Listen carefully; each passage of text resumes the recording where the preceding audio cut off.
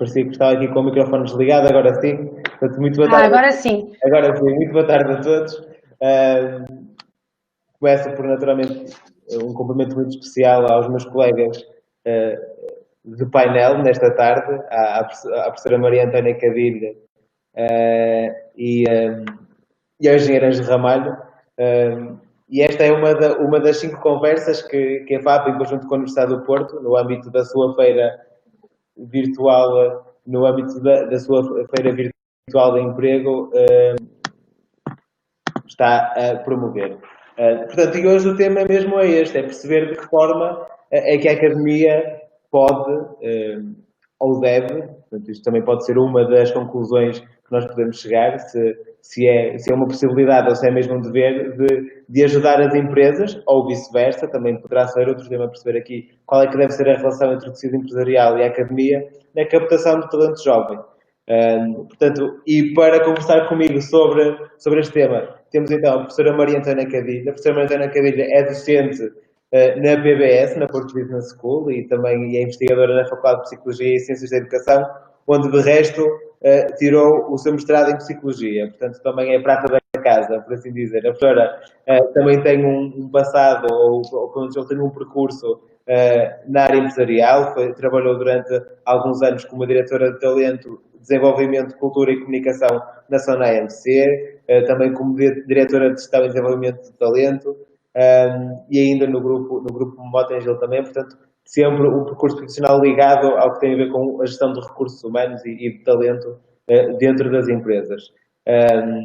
E o engenheiro Ângelo Ramalho, neste momento é o CEO da IPACER, uma conhecida empresa, também é prata da casa, ou seja, também se formou na Universidade do Porto, é licenciado em Engenharia Mecânica e tem o seu percurso profissional também muito ligado à gestão energética, nomeadamente na Galp, e sempre em cargos de administração, e sei de fonte segura que tem um interesse especial neste tema, que é a ligação da academia às empresas, como de resto já tivemos inclusive algumas oportunidades de discutir.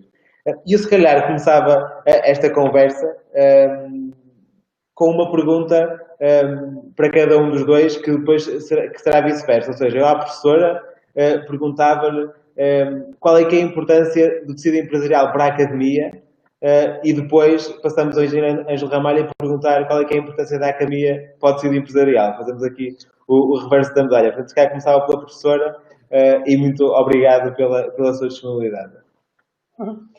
Muito bem. Conseguem me ouvir bem? Antes de mais confirmar? Perfeito. Então, em primeiro lugar, agradecer o convite, naturalmente, que me foi dirigido. É um tema que eu considero da maior relevância, e ainda por cima ter o privilégio de poder conversar sobre este tema com ambos, portanto, só me pode deixar com muita satisfação. Relativamente à questão que endereçou, a verdade é que esta relação sempre foi importante, não é? Todos nós sabemos, a relação entre academias e empresas sempre foi importante. E é engraçado que nessa perspectiva, e se me permitem até partilhar aqui um bocadinho o meu exemplo, eu considero uma privilegiada, porque sempre consegui, ao longo dos 22 anos de experiência, no fundo, combinar estas duas vidas, ou integrar estas duas vidas. Porque quando acabei o curso, decidi não ficar logo na faculdade, sendo eu de Psicologia do Trabalho, achei que era muito importante ir para o terreno, não é? Portanto, ir para o contexto real de trabalho, mas tive o privilégio de, ao longo destes anos, conseguir ter aqui 2 percursos profissionais, não é? Mais corporativo nas empresas onde estive e por onde passei, e depois também na academia, enquanto investigadora júnior e nos projetos que fui desenvolvendo. E porquê que eu estou a dizer isto? Estou a dizer isto porque esta posição que eu tive a oportunidade de ter, portanto, em que estava, no fundo, nos 2 contextos, no contexto empresarial e na academia, fez-me ficar ainda mais claro o quão vantajoso é ter ligações efetivas, não é? Portanto, ligações em que Maria Antónia está na empresa e contacta a academia, portanto, para podermos desenvolver projetos em conjunto, para cumprir objetivos em comum, e o contrário, não é? Maria Antónia Cadilho, que está na academia e que até contacta as empresas para fazer precisamente a mesma coisa. Portanto, se era algo que eu já acreditava, se é algo que está escrito e que está documentado, que está estudado, é algo que depois na prática, ao longo da minha experiência, eu constatei que pode ser, eu diria até muito poderoso, não é? Porque quando há aqui um trabalho em conjunto, uma construção, de facto os resultados podem ser excelentes. Diria também que sempre foi importante não é? Não é de agora, não é um tema que surgiu, sempre foi assim. A verdade é que hoje, se calhar, assume ainda de particular relevância. Porquê? Porque nós sabemos que as coisas estão a mudar, a verdade também é que sempre mudaram, não é? Não é de agora, mas o contexto de trabalho está a mudar. Há muita coisa que está a mudar no contexto de trabalho, mas quando pensamos no desenvolvimento tecnológico, quando pensamos, por exemplo, no envelhecimento da população, são variáveis que têm muito impacto no contexto de trabalho. E, por outro lado, também nós estamos a mudar, não é? Nós como pessoas, e isto independentemente da idade, portanto, seja os recém-graduados, seja os adultos com maior experiência, a verdade é que também nós estamos a mudar. Portanto, vivemos um contexto, para quem vai agora integrar o mercado de trabalho, mas quem também já lá está, não é? Nesse mesmo mercado de trabalho, de mudanças particulares. Portanto, isto para dizer que se essa relação entre a academia e o mundo empresarial foi relevante, eu diria que hoje eu diria mesmo que é um tema de sobrevivência, não é? Para aquilo que o mercado de trabalho vai exigir de cada um de nós, independentemente da sua qualificação, independentemente da geração, independentemente do background académico. Portanto, não vejo outro caminho. Muito bem, professora. Engenheiro, partilha desta opinião de indispensabilidade uma da outra, ou será que a academia e o tecido empresarial ainda vivem um bocadinho separados, ou afastados, melhor dizendo? Claro, Marcos. Antes de mais agradecer-lhe o convite e também é um prazer estar aqui convosco, dar sobre temas que me interessaram a vida toda e que são os temas da nossa vida, quer enquanto profissionais, quer enquanto vida académica, que eu já não tenho há muito tempo, mas nunca perdi a ligação, ao meio, de várias formas, mas sempre um contacto muito próximo com o meio académico e, em concreto, a faculdade que me formou.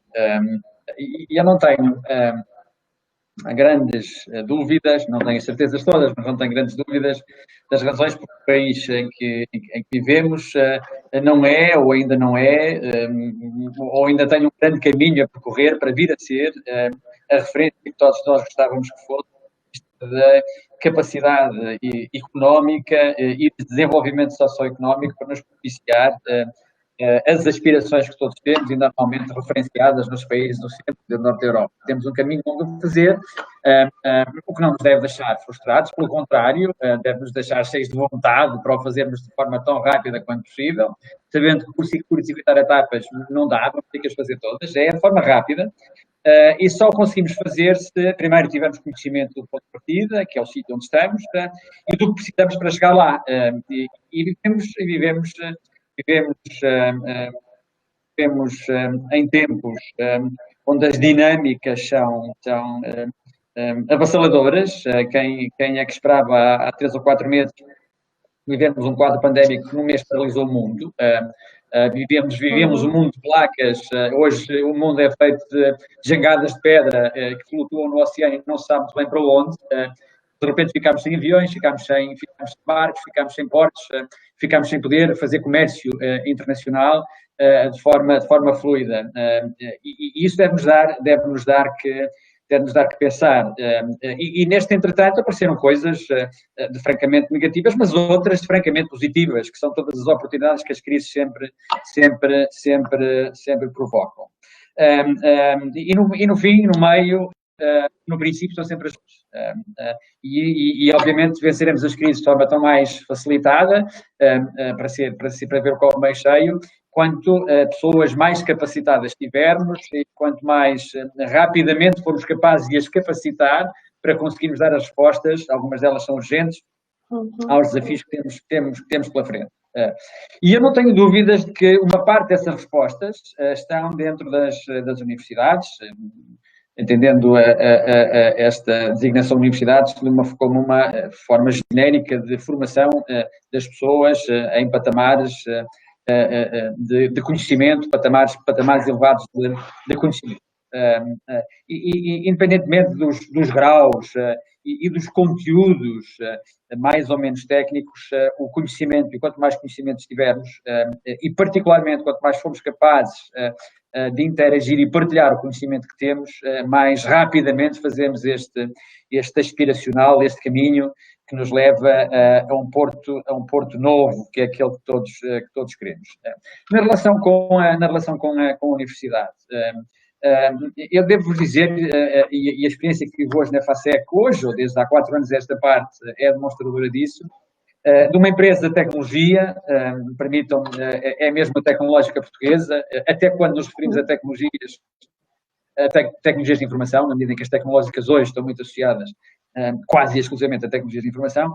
Esta empresa nasceu ao longo dos seus 72 anos, desenvolveu-se praticamente sem ecossistema. Quando eu digo ecossistema empresarial, onde houvesse interação e partilha e competição, naturalmente,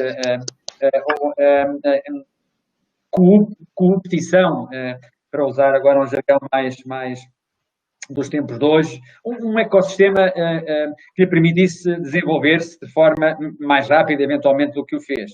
Não tendo esse ecossistema, tinha outro, que era o ecossistema científico-tecnológico, muito à volta das nossas universidades. Hoje vai muito para além das nossas universidades e dos respectivos institutos de interface e que interfaceiam com a indústria, e foi aí que a FASEC desenvolveu muitas das suas tecnologias, para não dizer a grande maioria das suas tecnologias, em projetos de cooperação e até com outras empresas e em plataformas às vezes internacionais, e que nos permitem hoje ter a FASEC como um player importante em todo este processo de transição energética, desenvolvendo tecnologias que permitem a gestão de infraestrutura cada vez mais capaz e mais próxima dos utilizadores finais e cada vez de forma mais racionalizada, porque é também disso que se trata. E para o país, no final do dia, dar capacidade de potenciar a sua base exportadora em bens transacionáveis, que é isso que fazemos todos os dias. Agora, o que é mais importante, se é a colaboração das universidades na relação com as empresas ou das empresas na relação com as universidades, e eu falo daquilo que sei, e aquilo que sei é que as empresas precisam da universidade. As empresas precisam da universidade. E são as empresas que têm que ir junto à universidade e dizer à universidade do que esperam, do que precisam da universidade. O que é que seja do ponto de vista do perfil das pessoas que as universidades formam, ou já com gente mais formada, ou em níveis mais avançados do conhecimento, como é que interagimos no sentido de criar valor, e esse valor traduzido em tecnologia, ou traduzido em produtos, ou traduzido em outra coisa, ou serviços, o que quer que seja. E às vezes acontece muito, para não dizer muitíssimo, as empresas que as universidades respondam. Não esperemos, saiamos da cadeira, vamos junto à universidade e desafiar a universidade a encontrar connosco caminhos de crescimento nas cadeias de valor e com isso ficamos todos mais ricos, certamente, porque é disso que se trata. Portanto, são as empresas que têm por obrigação, é assim que eu me coloco, despertar as universidades, e tenho a certeza que da universidade, daquilo que eu conheço da universidade, há uma vontade muito forte, nem sempre ao melhor jeito, mas há uma vontade muito forte de colaborar com as empresas. Muito bem. Engenheiro, então, e se calhar, pegando na sua última frase, ou pelo menos na sua última ideia, de que são as empresas que têm a obrigação de ir ter com a universidade para dizer o que precisam, eu perguntar-lhe-ia, de uma forma bastante simples, o que é que, por exemplo, a FASEC procura hoje em dia numa pessoa que vá contratar? E esta pergunta vem no sentido de a quantidade de diplomados que sai da academia aos anos que vêm não tem nada a ver com os que saíam há 30 anos atrás. Ou seja, há 30 anos atrás, a pura capacidade técnica que eu tinha por ter concluído um ciclo de estudos ou um mestrado, uma licenciatura, era suficiente para, a partir de aceder a um emprego. Agora, felizmente, a quantidade de diplomados é muito maior e fala-se cada vez mais do que é o perfil do candidato ou a diversificação do percurso académico daquele estudante, a introdução de competências transversais das soft skills, queremos também usar o jargão, ou seja, neste momento, quais é que são as 3 qualidades, para sermos mais concretos, que alguém tem que ter para entrar na EFASEC? Usando o seu caso concreto. Essa pergunta, Marcos, essa pergunta aparentemente simples, a resposta é difícil, é uma pergunta malana. E talvez, não tenho dúvidas que a doutora Maria Antônia Cabide saber lá responder melhor do que eu. Mas olha, vamos por partes. Primeiro, nós hoje procuramos as pessoas muito mais de competências técnicas. Ou eu, pelo menos, procuro. Não sei se tenho por garantido que a organização que represento o faça, mas procuro que o faça, naturalmente. Queremos as pessoas muito mais do que competências técnicas. Hoje as competências técnicas são, de facto, competências de base incontornáveis, mas é manifestamente pouco para os desafios que nos são colocados hoje. E este hoje quer dizer todos os dias. Portanto, para além das competências técnicas, aquilo que vulgarmente se chama soft skills, eu não sei se nos tempos que correm, e ainda por cima neste quadro pós-Covid, de novo, como é que se diz, novo normal, não sei se os soft skills não se tornarão eles próprios nos hard skills, porque as dinâmicas que acontecem e as dinâmicas em que somos envolvidos exigem de nós de tal forma que só as competências técnicas é manifestamente pouco. Portanto, as nossas capacidades cognitivas, emocionais, de inter-relação pessoal, tudo o que seja à volta disto, no final do dia é o que faz a diferença. Faz e fez sempre, convém que também eu diga aqui, pelo menos em minha opinião. Fez sempre, embora haja quem pense que não. Foi sempre quem foi capaz de desenvolver mais plataformas de partilha, quem foi capaz de juntar mais interesses no sentido amplo do termo, à volta de um objetivo. Foi sempre quem foi capaz de procurar alinhar as pessoas com um determinado propósito, que conseguiu concretizar projetos de forma muito mais rápida e com muito mais valor acrescentado. E eu fico muito hoje, até porque tenho filhos que frequentam a universidade, a faculdade, de perceber que hoje, dentro da universidade, há essa preocupação que não existia ao tempo em que eu a frequentei. Fico francamente satisfeito. Mas vale tarde do que nunca.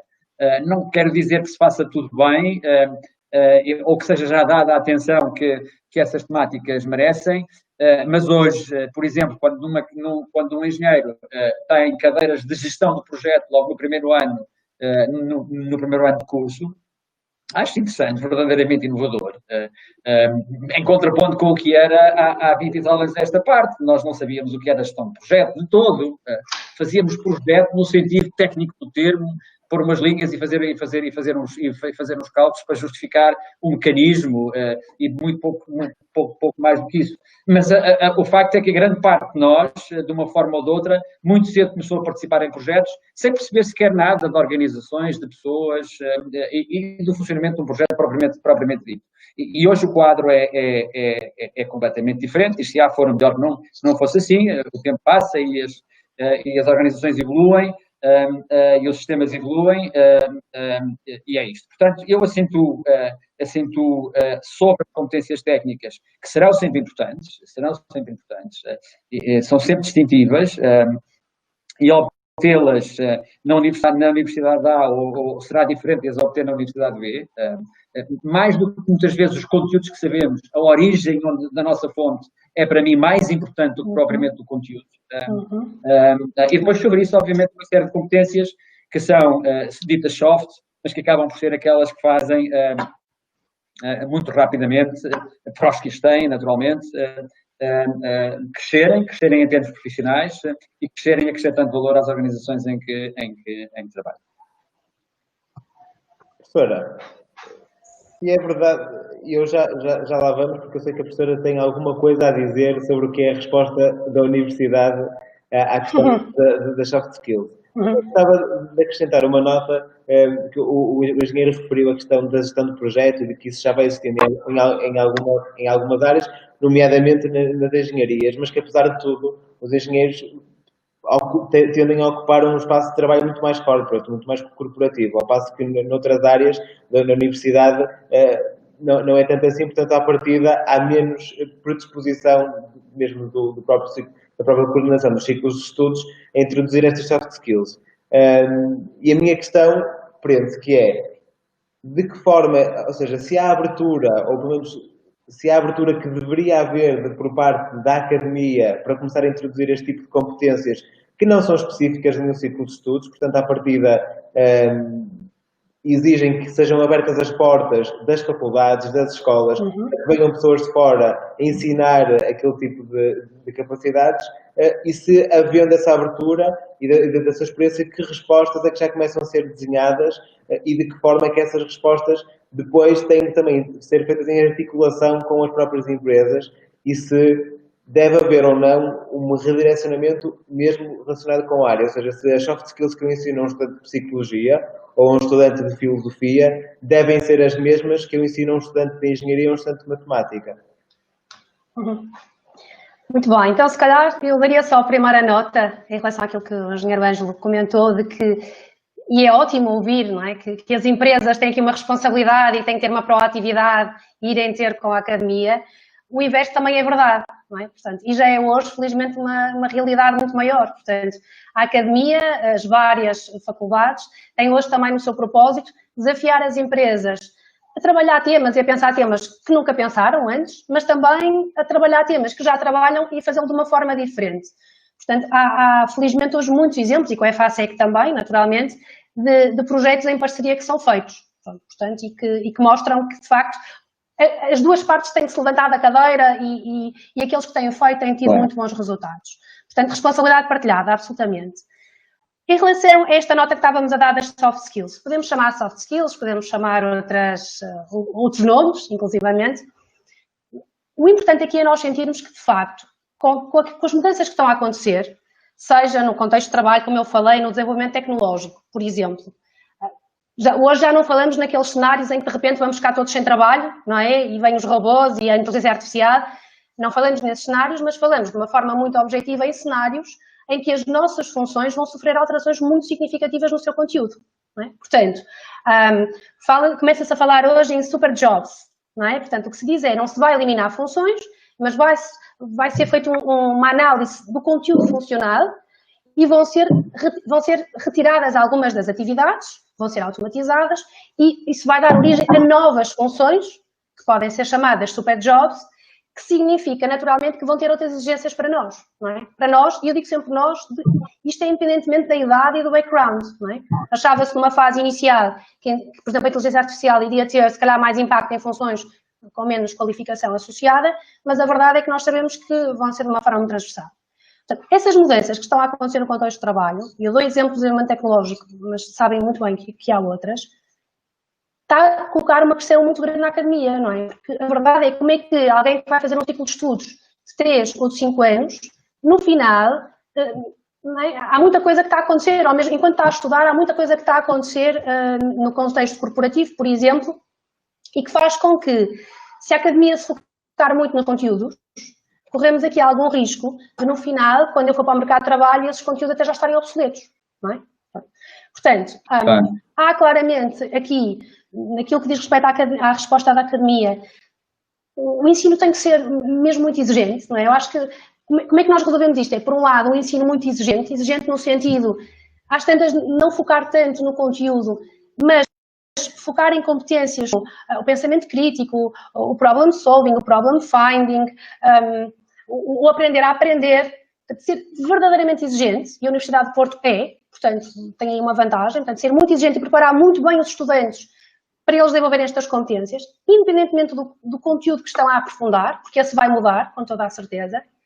Mas, por outro lado, também há outro tipo de competências, e aqui podemos falar nas soft skills, mas há outras competências que é muito importante desenvolver os estudantes. Porque, por exemplo, o conceito de carreira, como sabem, mudou muito, não é? Portanto, hoje não há, no passado falava-se em carreira em balística. Eu não sei se o engenheiro Ângelo, quando começou a trabalhar, se na altura havia essa perspectiva. Portanto, as pessoas entravam na organização e, se tivessem um bom desempenho, progrediam quase que em formato de bala, não é? Portanto, evoluía. Acabou. Há outras coisas ótimas também, há outros contornos agora ótimos. Mas isso acabou. Tal e qual. Depois começou-se a falar no voo de borboleta, não é? Em que eu estou aqui, depois vou para outra área, assumo outra responsabilidade. E hoje fala-se muito, na minha opinião, felizmente, em percursos prováveis e improváveis, não é? Ou seja, e estava a dizer, por exemplo, às vezes não é tão relevante se o aluno vem da licenciatura ou do mestrado A, B ou C. O importante é que essa formação tenha sido verdadeiramente exigente, não é? E que lhe tenha dado um conjunto de competências que, quando o estudante chega ao contexto corporativo, ele consegue ler bem, ter um problem solving, ter um problem finding, ter pensamento crítico, saber construir uma proposta, defendê-la. Portanto, isto, claro, que pressupõe que há muitos elementos de competências técnicas, atenção, não é? Portanto, mas é mais do que o conteúdo propriamente dito, é como é que eu as vou buscar, como é que eu me rodeio da informação que eu necessito, como é que eu faço propostas concretas, como é que eu as defendo. Portanto, a academia, e falando, se tiver, neste caso, no Estado de Porto, muito focada neste ensino exigente que tem, temos aqui já uma parte da resposta. A outra parte da resposta tem a ver com dar autonomia aos estudantes para eles, sabendo que já não vão ter as carreiras em balística, não é? Sabendo que isso já não existe, poderem, de uma forma o mais autónoma possível, desenhar e redesenhar os seus percursos profissionais. Porque há momentos na vida, seja por motivos que nos são impostos, por exemplo, porque há um desemprego que acontece, porque há uma empresa fecha, porque sou obrigada a mudar de área, isto cada vez é mais comum, não é? Seja por um motivo imposto, ou seja porque eu próprio quero fazer uma mudança, não é? Portanto, eu sei que a probabilidade ao longo do ciclo de vida, do nosso ciclo de vida e do nosso ciclo de vida profissional, essas mudanças vão ser cada vez mais comuns.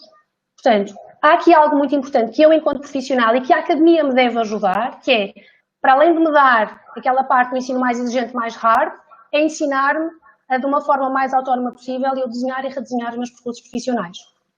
E aqui posso partilhar, não é confidencial, que a Universidade do Porto está a desenvolver uma unidade curricular, portanto, neste caso, está a ser desenvolvida pela Faculdade de Psicologia e de Ciências da Educação, a pedido da Faculdade de Engenharia, portanto, uma parceria em conjunto entre as duas faculdades, mas com grande envolvimento das empresas. Só para ter uma ideia, para ser mais objetivo e vos dar aqui uma evidência, todos os conteúdos, estamos a falar de uma unidade curricular que depois há de ser disponibilizada às outras faculdades. A designação, o nome da unidade curricular é Lifelong Employability, portanto tem muito a ver com esta competência de eu aprender a desenhar e redesenhar os meus percursos profissionais com autonomia. Este conteúdo, este módulo, como eu estava a dizer, depois vai ser disponibilizado à generalidade dos estudantes. E estava eu a dizer, assim, mais importante, que não só entre as faculdades, que não está a ser feito no gabinete, está a contar com uma forte envolvimento e participação, seja das empresas, seja dos estudantes. Por exemplo, nós lançamos recentemente uma auscultação. No caso de estudantes, a questão era, tens 8 minutos para dedicar à empregabilidade. Espero que aqueles que nos estejam a ouvir tenham respondido. No caso das empresas, tem 10 minutos para dedicar ao tema da empregabilidade dos recém-graduados.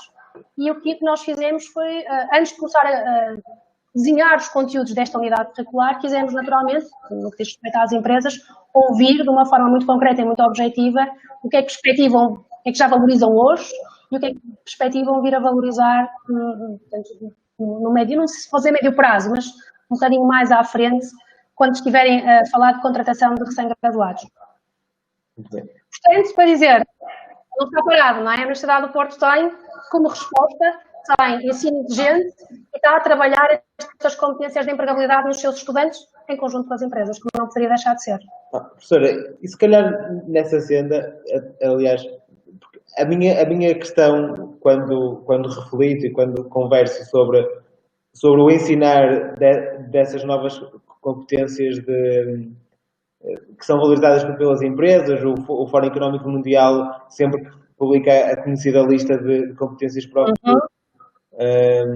Para o futuro fala sempre do que é o espírito crítico, que é a criatividade. A minha questão é, como é que se ensina isso? Ou seja, como é que eu ensino criatividade, como é que eu ensino espírito crítico, como é que eu ensino problem solving? Ou seja, isso passa por onde? Passa por, se calhar, introduzir componentes de estágio em todos os ciclos de estudo, porque uma das afirmações mais comuns de estudantes que passam pelos estágios, agora é que eu estou a aprender, agora é que eu percebo para que é que isto serve, ou terá que haver outra abordagem porque isso não é possível. Ou seja, de que forma é porque isto exige, de facto, uma mudança na academia. Assumir estas competências como essenciais exige que a academia mude.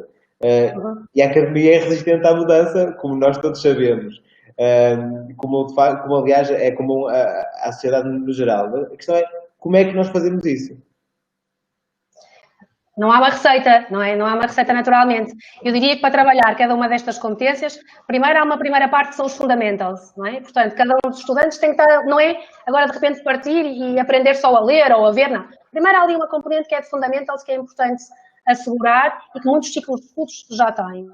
E depois, eu ter a noção que esse tipo de competências, eu posso trabalhá-las todos os dias, não é?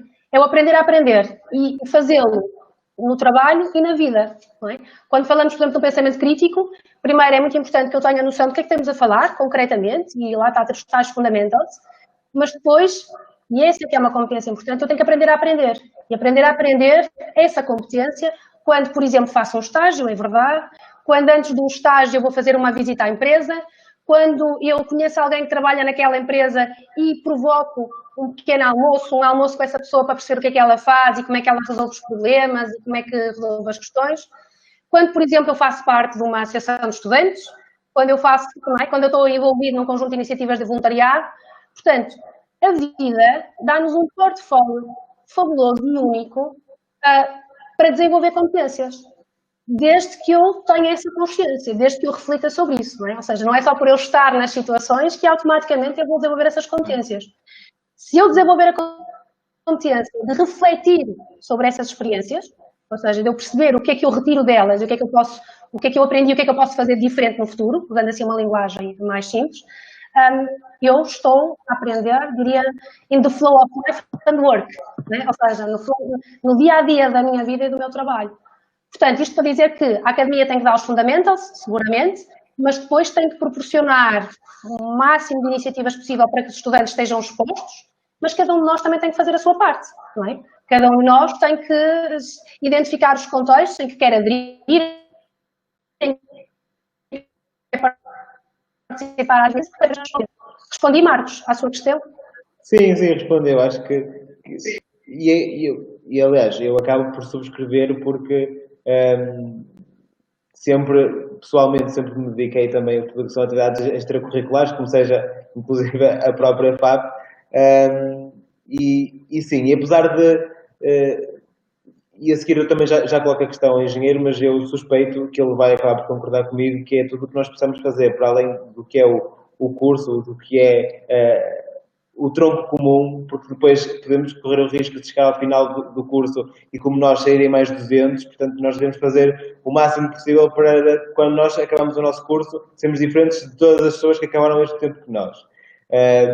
E a minha questão, que depois acabam por ser duas para o engenheiro, é a seguinte, que é: as empresas, neste momento, porque o tema da conversa tem a ver na captação de talento jovem. Aqui a questão é, quando as empresas vão procurar talento, o que é que preferem neste momento? Preferem alguém que já é mais experiente no mercado de trabalho, ou seja, e preferem não investir tantos recursos na questão da formação, e depois esta questão da formação vamos abordar mais à frente, ou se calhar é preferível contratar um recém-graduado e formá-lo à maneira da empresa. Porque levanta-se a questão, muitos entre nós, que é a questão do desemprego jovem e ainda há uns tempos o desemprego jovem estava 3 vezes mais elevado do que a taxa de desemprego global. E isso fez-me refletir também que será que ser jovem ainda é um preconceito ou ainda é cadastro para entrar no mercado de trabalho? Ou posso estar a fazer uma leitura completamente errada e é exatamente o oposto? Você pôs-me várias questões, Marco, interessantes. O que é que nós devemos ser ou como é que nós devemos nos devemos desenvolver ainda enquanto estudantes, na medida em que saibamos estar o mais capacitados possível para enfrentarmos o mercado de trabalho no dia que acabamos o curso. Essa é a preocupação de todos. E vejo muita gente preocupada em fazer currículos currículos para além do seu currículo académico, para se apresentarem com currículos muito recheados, muito completos, digamos assim, nos seus primeiros embates à procura da sua primeira oportunidade como profissionais. Eu devo dizer que, para mim, o que é mesmo importante é que sejamos bons curiosos, e sejamos bons curiosos em tudo o que fazemos, e obviamente na primeira missão enquanto estudantes, que é fazermos o curso. Eu não sou nenhum exemplo enquanto aluno, até porque fui um aluno mau aluno, digamos assim, fui mau, não devia ter sido, mas fui, dispersei-me com outras que eventualmente não devia, mas que foram extremamente interessantes à época, e filo porque era curioso, e filo porque achava que era o meu contributo, a minha forma de contribuir. Acho que é isso que nós devemos ter como preocupação maior. Nós somos cidadãos em tamanho completo, e fazermos muito mais do que aquilo que nos interessa estritamente a nós ou ao nosso percurso, e fazermos e partilharmos de coisas que interessam a todos que nos rodeiam, e exercermos desde o mais cedo possível o nosso papel de cidadãos em interação plena com tudo o que nos rodeia. Que às vezes também nos desvia do objetivo principal. E depois, à volta disso, certamente que fazemos as nossas opções, aquelas que pensamos as melhores. No final do dia, quando acabamos o curso, chegamos ao mercado de trabalho, que chegamos tão capacitados quanto possível, tão conscientes quanto possível, tão ambiciosos quanto possível, e com toda a coragem e positivo para enfrentarmos o que nos aparece. O que é que as empresas querem? Jovens, menos jovens, licenciados, gente mais experiência.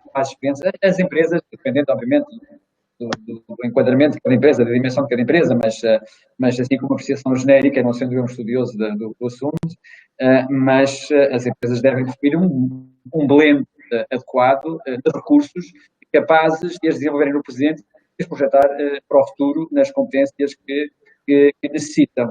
E é incontornável que os mais jovens, têm o seu papel. Portanto, ser jovem não é cadastro, ser jovem é que eu ainda penso que sou. Não sou, mas ainda penso que sou. E é bom. Portanto, sejamos jovens e não tenhamos feridos por esse facto. Pelo contrário, desfrutem da vossa juventude, e as empresas querem gente jovem. Pelo menos a minha empresa quer gente jovem. Não podemos ser todos jovens, e até porque todos envelhecemos, mas precisamos de jovens. E, portanto, a preocupação permanente é como é que aliciamos os nossos jovens, ainda dentro das universidades, a terem um interesse, por exemplo, da FASEC ou por outras empresas, o que seja, para que construam as suas ações no sentido de responderem afirmamente a um pedido de uma empresa, ou um pedido de recrutamento, neste caso nosso. E depois queremos pessoas, como eu disse, capacitadas do ponto de vista das suas competências técnicas, sem dúvida nenhuma, e eu partilho convosco aquilo que partilho muitas vezes. Procuro fazer sempre mais difícil, que é escolher as boas pessoas. E as boas pessoas, estou a falar de boas pessoas, no sentido do termo, boas pessoas. Para além das suas competências técnicas, e por muito raros que eles tenham, defino mesmo boas pessoas. Pessoas de espírito aberto, pessoas capazes de dialogar, pessoas que se voluntariem, pessoas generosas. São essas pessoas que, no final do dia, pessoas altruístas. Pessoas que no final são essas pessoas que no final do dia vão fazer a diferença. Depois umas vão ter mais jeito para funções mais técnicas, outras revelam-se muito cedo como um atributo de liderança, que naturalmente têm que ser sempre desenvolvidos, mas o que importa mesmo é esta ideia de boas pessoas, no sentido de bons seres humanos. Onde é que eles existem? Não sabemos, mas procuramos todos os dias. Pelo menos eu faço, ou procuro fazê-lo, e normalmente vamos nos encontrando, nem sempre, mas vale a pena o esforço. Portanto, Marco, faça esse esforço de continuar a ser boa pessoa, que normalmente traz resultado. Mas faça pela razão de ser, não pelo resultado que daí advém. Eu tento ser boa pessoa, portanto, acho que talvez não por minha culpa, talvez culpa da educação que levo, mas tento ser boa pessoa.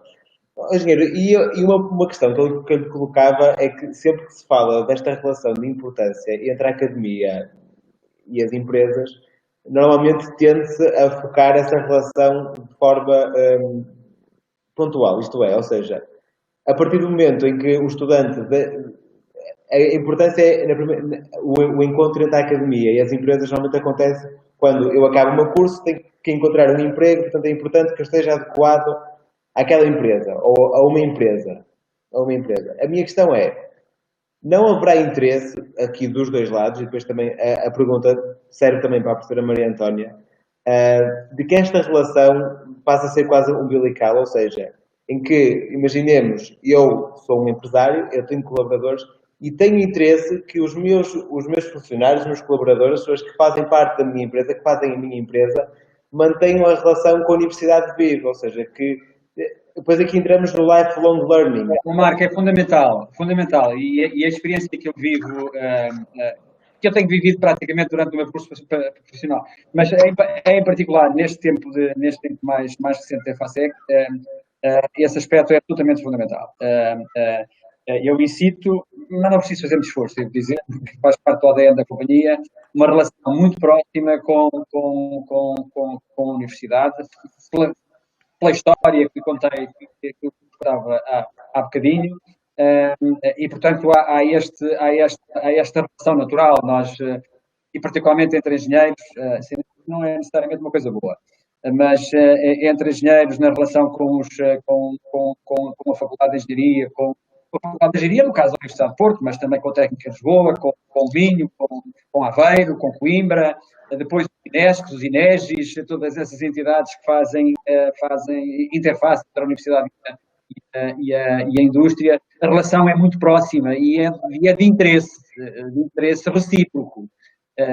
Portanto, essas ligações são já quase que um automatismo. O que eu procuro fazer é mais do que um processo fluido que naturalmente parte do interesse das pessoas, irmos um passo mais à frente e criarmos relações estruturadas entre estas instituições para que os projetos que nos envolvamos sejam, do ponto de vista da sua execução, atinjam mais facilmente os seus objetivos, mas mais do que isso, estabelecemos um frame de objetivos comuns que nos permita projetar a médio prazo também objetivos comuns. E desta forma nós vamos construindo e vamos partilhando com pessoas da universidade, pessoas da empresa e vice-versa, pessoas que hoje podem estar na universidade, amanhã estão na empresa, ou ao contrário. E, portanto, há aqui uma simbiose, uma partilha perfeita de interesse, no bom sentido, é só disso é que se fala, que vai gerar valor, eu não tenho dúvidas que vai gerar valor. São as dinâmicas positivas que se criam. Sabemos nós, e particularmente nós, os que fizemos mais do que de gestão de mudança, sabemos nós apoiar na definição destes caminhos, temos a sensibilidade suficiente para potenciarmos que as partes se aproximem e construam elas próprias o seu próprio caminho.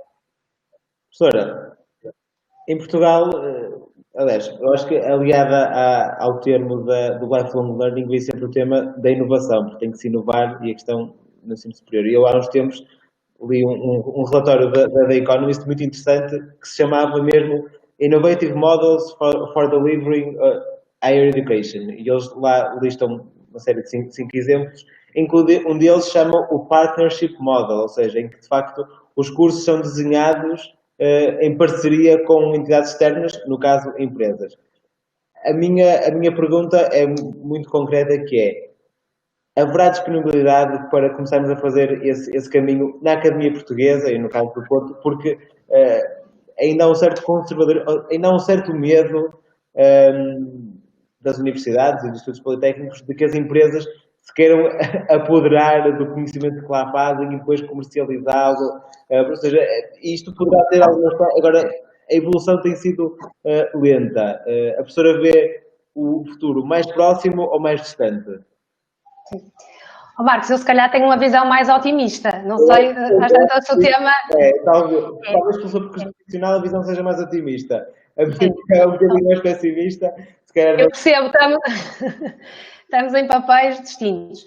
Não, dizer, se calhar seria bom que fosse mais rápido, isso sim. Ou seja, eu quando olho às vezes fico com pena de não ser, de dizer, tinha que ser mais rápido, porque de facto funciona, na grande maioria das vezes funciona, é muito bom, é muito potente, portanto deveríamos fazê-lo mais. Eu estava a ouvir, por exemplo, uma das soluções em que eu participei, com muita satisfação minha, foi na construção do primeiro mestrado profissionalizante. Não é? Portanto, como sabe, o decreto-lei saiu alguns em 2008, o mestrado profissionalizante, sem entrar aqui em grande detalhe, pressupõe que há aqui, desde a construção à implementação, há uma co-construção entre a empresa e a academia e, de facto, eu participei na construção do primeiro, que até já sei que foi aprovado, e uma vez mais tive uma evidência de como como as abordagens são absolutamente complementares, não é?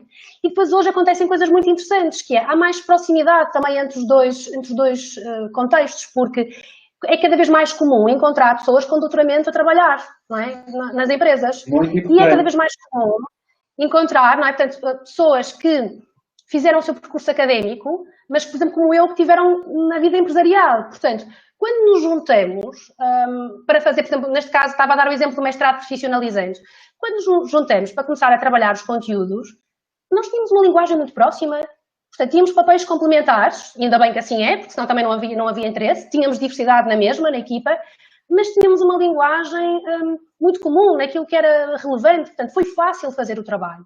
Isto para dar um exemplo. Portanto, se me perguntar ao Maria Antónia, está tudo feito? Não está, trabalho a fazer, mas acho que há excelentes exemplos, como é o exemplo do mestrado profissionalizante, e há de ser do doutoramento profissionalizante, não é? Eu estava à espera do doutoramento profissionalizante, mas já percebi que não é para já, portanto, mas isso já está previsto, portanto, em decreto-lei, se o mestrado profissionalizante foi o primeiro, outros vão surgir. Dizer também que esta aproximação da academia às empresas está mesmo a acontecer cada vez mais cedo. E muitas vezes porque as empresas estão a ser muito criativas e bem, na forma como atraem, vamos chamar assim, jovens recém-graduados para a sua empresa. E cada vez mais, como sabem muito bem, não fazem só no 5º ano, nem no 4º. Isso quando eu acabei o curso há 20 anos, eu comecei por trabalhar na Deloitte e a Deloitte já fazia uns workshops com os alunos do 3º ano, portanto já não esperava pelo 5º ano, para chegar aos alunos do 3º ano e começar a convidá-los a ir à Deloitte e a conhecer o que é que era feito. Portanto, essa aproximação já não acontecia só no 5º, já não era no 4º, era no 3º. Hoje, nós temos muitas empresas que oferecem estágios curriculares, no final portanto, do mestrado, oferecem estágios de verão, portanto, aos estudantes, oferecem estágios, por exemplo, nas férias mais curtos, nas férias de Natal e nas férias da Páscoa. Portanto, não só há uma maior receptividade por parte da academia, como há cada vez mais as empresas a serem, na minha opinião, inteligentes, criativas e a oferecerem iniciativas. Não é uma coisa com um estágio de longa duração, mas um estágio mais curto, que há de ser muito interessante e é muito interessante para os estudantes. Eu posso dizer que há algumas empresas que neste momento, e até centros de investigação, que estão a acompanhar alguns alunos no secundário. Ou seja, que já não estão a ir ao 1º ano, não é? Portanto, estão a ir ao 10º, 11º, 12º e estão a convidá-los a passar nas férias de Natal e nas férias da Páscoa 2, 3 dias com eles, para ver o que é que faz um investigador, para ver o que é que se faz na empresa. Se perguntarem, mas fazem isso para um dia mais tarde? Não sabem. É difícil achar que no final, quando acabarem a sua formação, o seu mestrado, aqueles estudantes vão ficar a trabalhar naquela empresa. Mas também não é esse o propósito. Provavelmente não. Mas o propósito é, ajudá-los a construir o seu percurso, não é? O seu desenvolvimento vocacional, tendo uma ideia do que é que se faz no contexto real das empresas, mas ajudá-los também, seguramente, a serem anfitriões de uma empresa que os recebeu, que os ajudou a crescer, não é?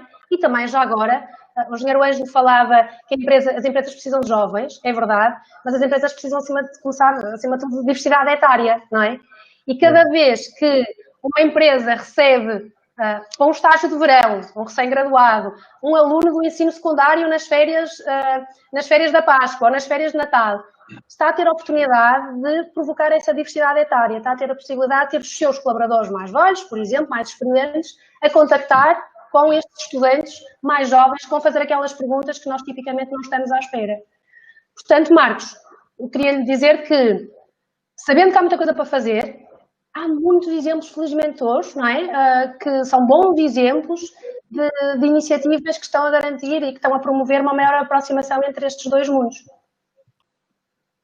Sim, exatamente. Eu acho que talvez aquilo que falta seja sistematizar esta relação que vai existindo entre muitas empresas e muitas instituições de ensino superior. Felizmente, no caso da Universidade do Porto, nós temos muitos exemplos, e a EFASEC é uma delas. Mas eu vou pegar num ponto bastante específico que a professora abordou e que o engenheiro Ângelo comentou, e eu creio que talvez ele tenha alguma coisa a dizer, que tem a ver com doutoramentos em contexto de empresa, que a mim me parecem extremamente importantes, não só em termos de empregabilidade mas em termos mesmo de sociais e para o país. Portugal é um país com poucos doutorados. Então, na minha opinião, nós temos que investir fortemente numa política que promova o aumento de doutorados. Mas este aumento de doutorados não pode ser o aumento do canudo, ou seja, tem que ser aumento de doutorados que depois consigam produzir valor dentro das empresas, dentro do tecido produtivo e começar a autonomizar a nossa economia. E nós só conseguimos começar a ser mais autónomos em termos económicos, começamos a produzir conhecimento e a exportar esse mesmo conhecimento e deixarmos de ser uma economia do retalho. A EFASEC é um exemplo perfeito disso, portanto, e eu sei que há, de facto, muita formação em contexto de empresa, principalmente em conjunto com a Faculdade de Engenharia, e de facto, com base nessa experiência, eu perguntava ao engenheiro Ângelo, de facto, o que é preciso para que haja esse estímulo e seja mais generalizado?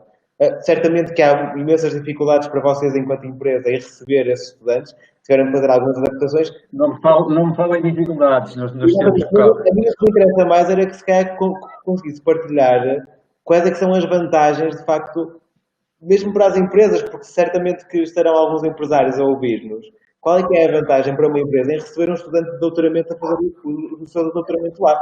Mesmo que depois não fique lá a trabalhar, mas certamente que terá vantagens mesmo. Marcos, você provavelmente não sabe, mas nós temos alguns doutorados, nós temos muitos a EFASEC é uma casa de engenheiros. Isto em si é bom, mas é necessário, não é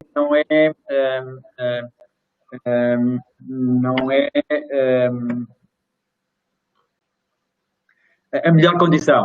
Eu, pelo menos, e até porque sou engenheiro, portanto, eu posso falar, fazer alguns comentários sobre o exercício da função do engenheiro, mas quanto mais heterogéneos forem os ambientes, a doutora Maria Antónia Cadilho referenciava há bocadinho a diversidade etária, mas a diversidade de género, e para quem ir para além de tudo isso, a diversidade de formações é muito boa, é muito boa.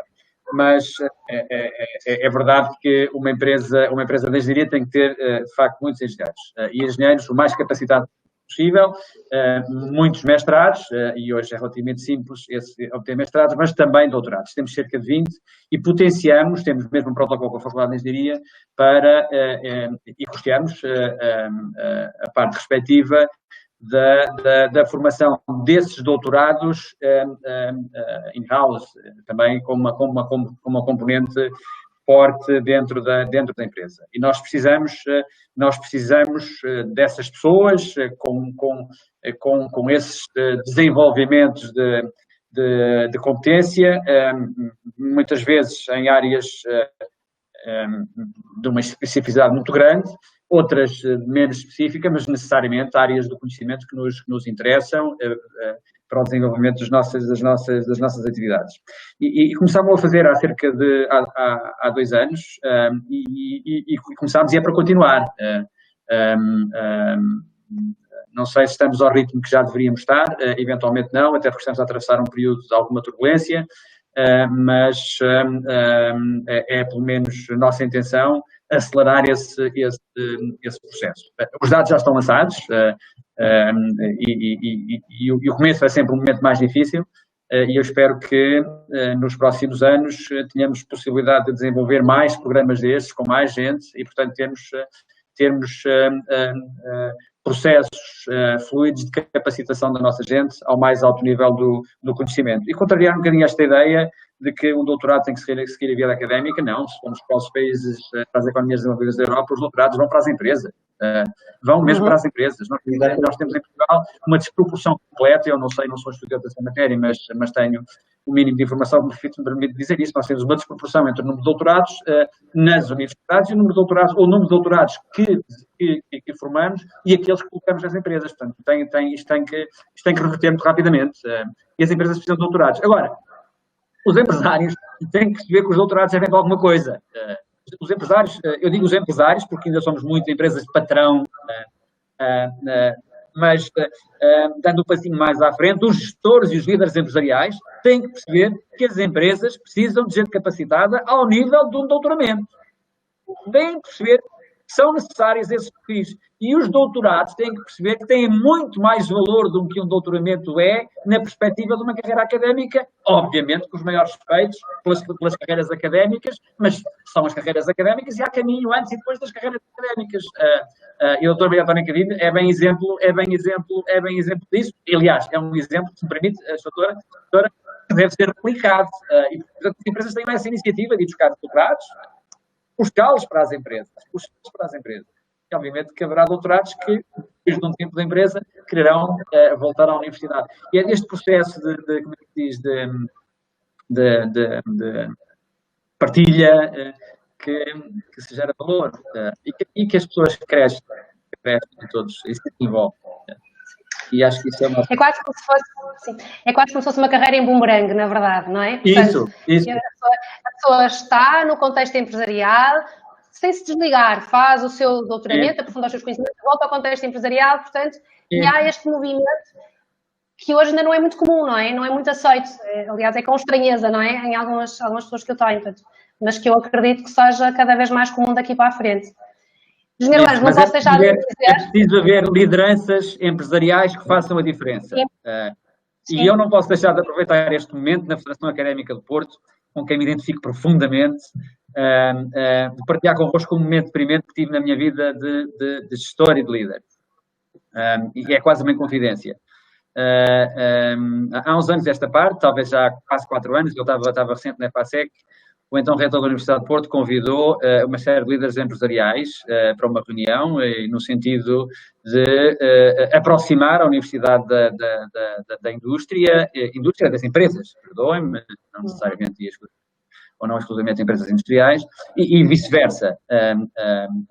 E eu lá fui, como líder empresarial, não sou acionista de nenhuma empresa, mas procuro a minha profissão como melhor que sei, e saí de lá frustrado, porque com os meus pares a nota era só uma: o que é que a universidade pode fazer pelas empresas?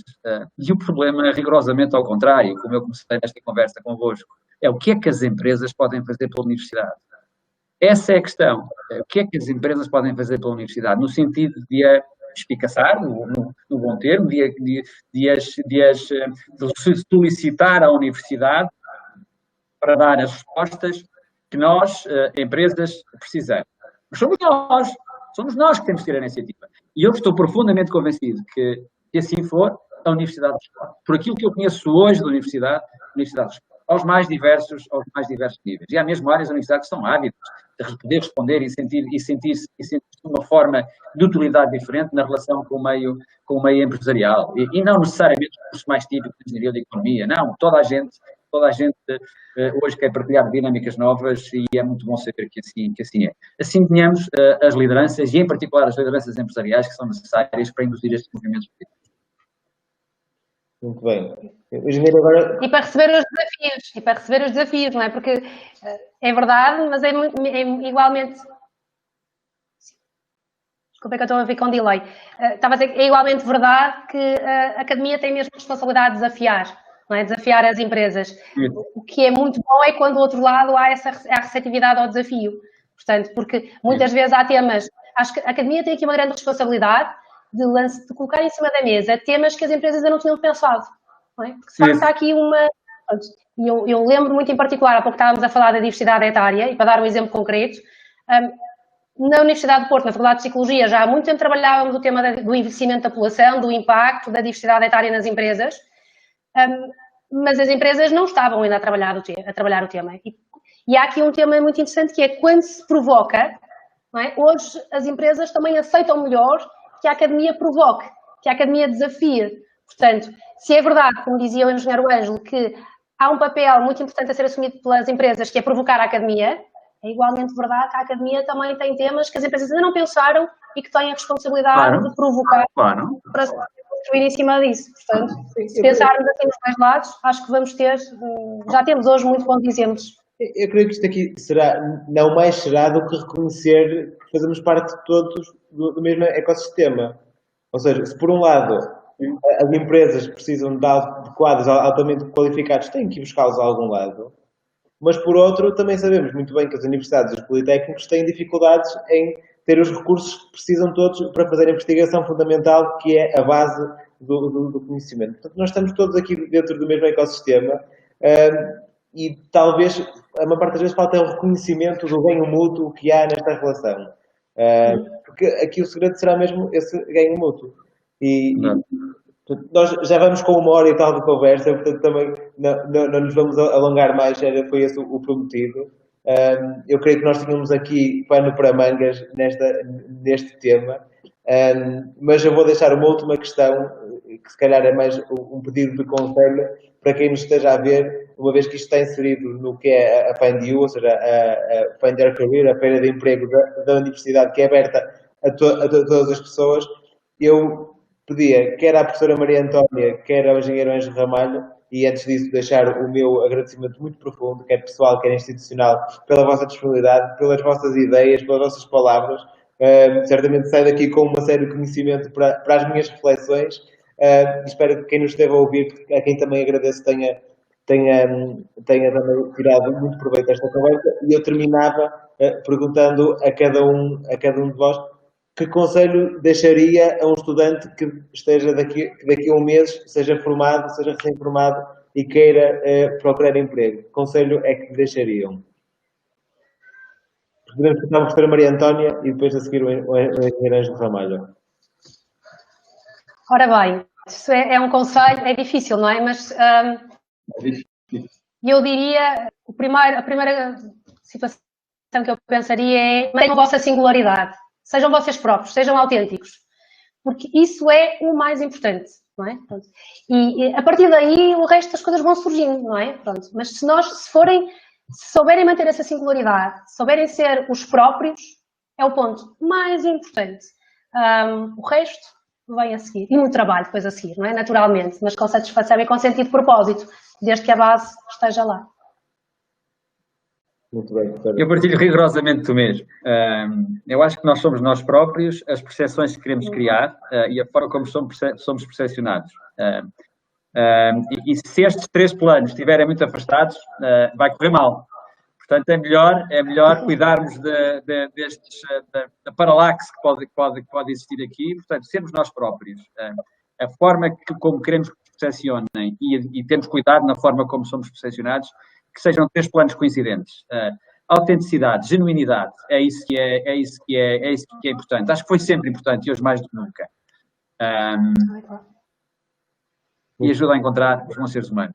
Todos procuramos. E eu, depois de vos ouvir, não resisto a acrescentar que é, pelos vistos, quer da parte da academia, quer da parte dos empregadores, o importante é a personalidade e a individualidade. Portanto, talvez seja a altura de a escola começar a respeitar ou valorizar um bocadinho mais o que é a personalidade de cada um e haver também uma mudança no que é o... Marcos, e acima de tudo percebermos que nós não somos donos de coisa nenhuma.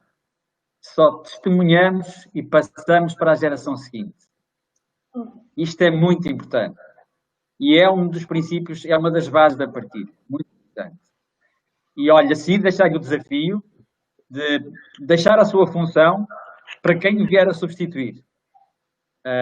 E digo-lhe eu, com muito orgulho, de um dia ter sido do núcleo de fundadores da Federação Académica do Porto, fui o seu primeiro presidente da Assembleia Geral, E passados estes anos, estar aqui a conversar convosco nesta plataforma, afinal a ideia não foi má, e a ideia era precisamente a de partilha, criarmos uma plataforma de partilha onde todos juntos valêssemos mais do que cada um per si.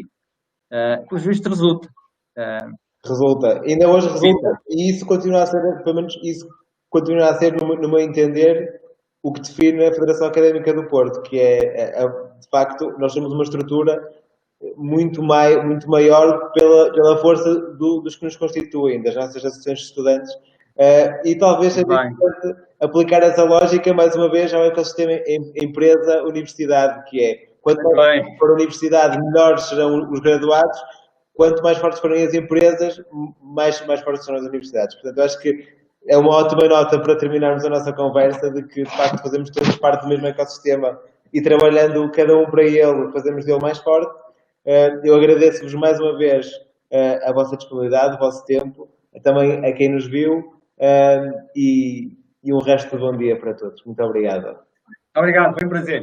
Muito obrigada, Ana, foi um prazer. Muito obrigada, até breve. Muito obrigada.